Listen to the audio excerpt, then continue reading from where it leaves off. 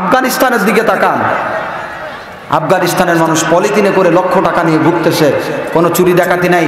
আর আমার বাংলাদেশ, সবুজ শ্যামল বাংলাদেশ, আজকে আমার পুরা বাংলাদেশে একজন রিক্সাওয়ালাও নিরাপদ থাকে না, কথা বলে না, একজন ভ্যানওয়ালা নিরাপদ থাকে না, তাকে খাওয়ায় কিছু নিয়ে চলে যায়। চোর বাটপারে বাংলাদেশ ভরে গিয়েছে। এজন্য ফিরে আসতে হবে কোরআনের দিকে, ঠিক কিনা? অবশ্যই কোনো একদিন এ দেশের আকাশে কালিমার পতাকা দুলবে, সেদিন সবাই খোদারি বিধান পে দুঃখ বেদনা ভুলবে, ঠিক কিনা? আমরা সেই স্বপ্ন দেখি, একদিন আল্লাহর কোরআনের রাজ কায়েম হবে, আল্লাহর কোরআনের রাজ কায়েম হবে। সমাজের সম্মানিত ইমামেরা, সমাজের সম্মানিত খতিবেরা বিচার ব্যবস্থা কোরআন দিয়ে পরিচালনা করবে, ঠিক কিনা? প্রিয় ভাইয়েরা আমার,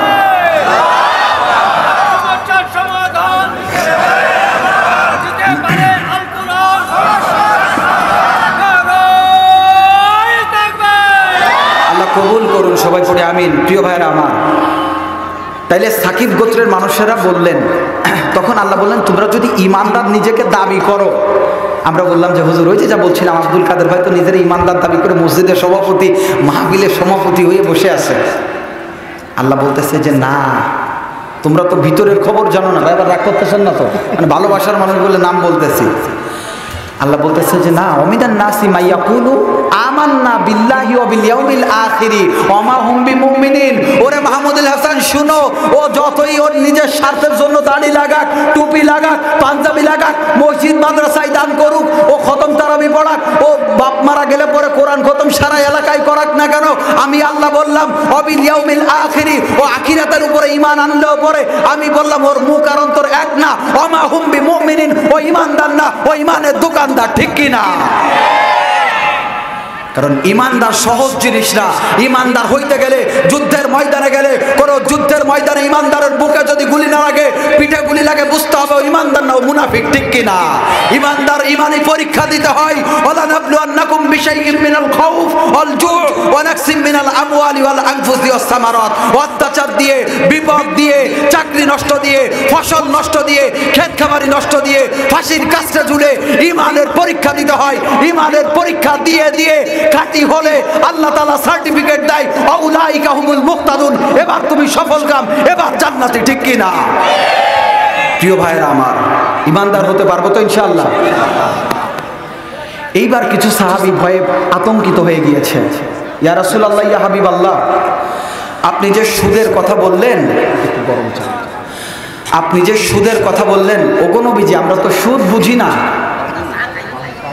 তখন আল্লাহ নবী, বিশ্ব নবী বললেন, ও পৃথিবীর মানুষেরা, শুনে নাও, বুঝে নাও, জেনে নাও। আমার দিকে তাকান, আমার দিকে। কুল্লু করজিন জাররমান ফাআতান। ভাই আমার দিকে, আমি আলোচনা শেষ করে দিব এখনই।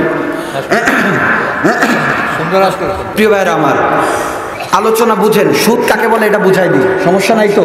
শুধু সুদের রস করলাম, সুদ কাকে বলে বুঝলাম না। আল্লাহ রসুল, সাহাবারা বলছে, ইয়া রাসূলুল্লাহ, আপনি তো চিঠি পড়লেন, আল্লাহ চিঠিও পড়ালেন এবং শুনালেন, কিন্তু সুদ কাকে বলে আমরা তো বুঝি না। বলছে যে ফাহুয়া রিবা, সুদ কি?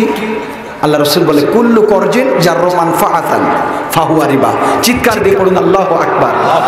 কুল্লু করজিন জাররমান, সামান্য কোনো ঋণে, সামান্য কোনো দিনা পাওনায়, সামান্য কোনো লোনে, সামান্য কোনো ধারে, সামান্য কোনো উপকারে, জাররমান, জাররা পরিমাণ, অর্থাৎ বালু 70 খণ্ড করলে যতটুকু হয় বালু।